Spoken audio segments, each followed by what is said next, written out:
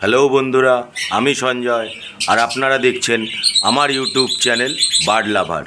আর আপনারা প্রত্যেকেই জানেন বার্ড লাভার চ্যানেল মানেই নতুন কিছু জানা, নতুন কিছু শেখা। তো বন্ধুরা, আজকে যে বিষয়টি নিয়ে আমরা আলোচনা করব সেটা হলো, অনেকের বাড়িতেই এরকম হয় যে তাদের পাখি 3-4টে করে ডিম দিয়েছে, অথচ দেখা যাচ্ছে একটা ডিম ফুটেছে, বাকি 3টে ডিমের মধ্যে বাচ্চা এসছে এবং তার সাথে সাথে দেখা গেল ব্লাডও এসছে, কিন্তু সেই ডিমগুলো ফোটেনি। কেন এইরকম হয়? আমরা প্রত্যেকেই ভাবি যে কেন এই রকম হচ্ছে, তাহলে কি আমার পাখিটা ঠিক মতন ডিমে দেয়নি? না বন্ধুরা, এরকম কোনো ব্যাপার নেই। ব্যাপারটা হচ্ছে কিছু কিছু সাধারণ ব্যাপার আছে। এই জিনিসগুলো যদি আমরা মেনটেন করি তাহলে কিন্তু আমাদের পাখিদের প্রতিটা ডিমই ফুটবে, তাতে কোনো অসুবিধা হবে না। আর এই রকমও হবে না যে পাখির ডিমে ব্লাড এসছে কিন্তু বাচ্চা ফোটেনি, বাচ্চাটা ভিতরেই মারা গেছে। প্রথম বলবো আমি, আমাদের সব থেকে প্রথম হচ্ছে যে এই জিনিসটা সবসময় খেয়াল রাখতে হবে যে ব্রিডিং কোর্সটা, পাখির ব্রিডিং সিজন আসলো, কোনো রকম আমরা কোর্স কমপ্লিট না করেই পাখিকে আমরা হাঁড়ি বা বক্স দিয়ে দিলাম, এতে কি হবে?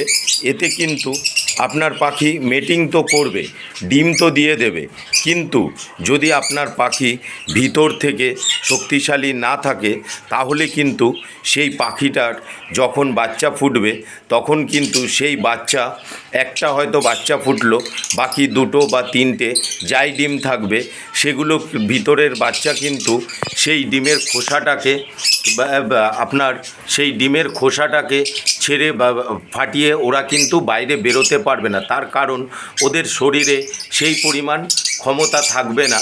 তার ফলে কিন্তু এই ভিতরেই, ডিমের ভিতরেই বাচ্চাগুলো মারা যাবে।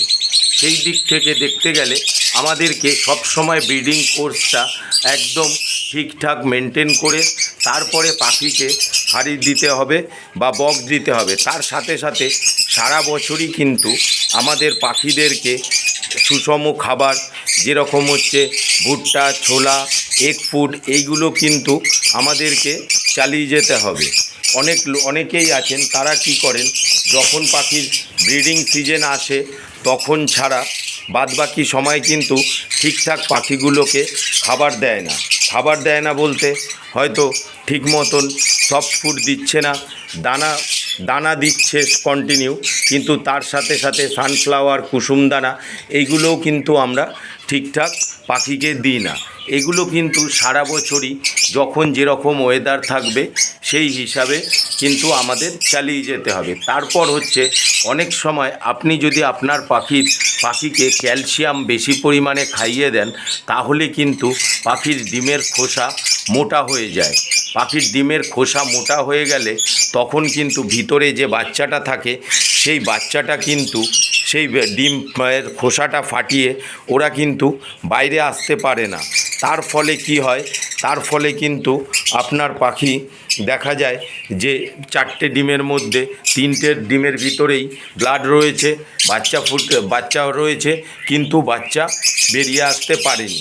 আবার দেখা যায় আপনার পাখি ডিম পেড়েছে, কিন্তু ডিম পাড়ার পরে আপনি ডেটটা ঠিক মতন লিখে রাখেননি, আপনি কি করছেন?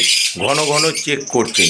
সেক্ষেত্রে কিন্তু পাখির ওই ডিমের মধ্যে দেওয়াটা একটা ফ্যাক্টর আছে। তাই আমাদের সব সময় পাখি ডিম পারলে সেই ডিমটাকে কিন্তু ঠিক টাইম মতন ডেট দিয়ে লিখে রাখতে হবে। ঠিক 15 থেকে 16 দিন কি 17 দিন হলে তারপর কিন্তু আমাদের চেক করতে হবে। তারপর একটা ওয়েদারেরও ব্যাপার থাকে। শীতকালে যেরকম লাভবার্ডের ক্ষেত্রে হয়, লাভবার্ডের ক্ষেত্রে শীত যদি বেশি পড়ে, টেম্পারেচার যখন আপ ডাউন করে, তার ফলেও কিন্তু এগুলো হয়।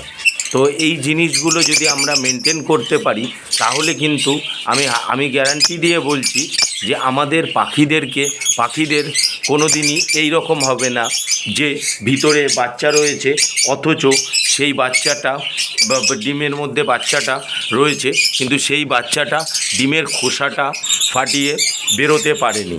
তো বন্ধুরা, এই বেসিক নিয়মগুলো যদি আপনারা মেনে চলেন তাহলে কিন্তু আপনারা দেখবেন যে আপনাদের পাখিদের কিন্তু প্রত্যেকটা ডিমই ফুটে বাচ্চা হচ্ছে। তো বন্ধুরা, আজ এই পর্যন্তই। আগামী দিন আমি আরও একটি নতুন ভিডিও নিয়ে আপনাদের সামনে উপস্থিত হব। আপনারাও ভালো থাকবেন এবং আপনাদের পাখিদেরকে ভালো রাখতে অবশ্যই বার্ড লাভার চ্যানেলটিকে সাবস্ক্রাইব করবেন। তো আমার এই ভিডিওটা যদি আপনাদের ভালো লেগে থাকে তাহলে প্লিজ লাইক, কমেন্ট এবং শেয়ার করবেন এবং আমার চ্যানেলটিকে অবশ্যই সাবস্ক্রাইব করবেন। আজ এই পর্যন্তই। আগামী দিন আমি আরও একটি নতুন ভিডিও নিয়ে আপনাদের সামনে উপস্থিত হব। ধন্যবাদ বন্ধুরা।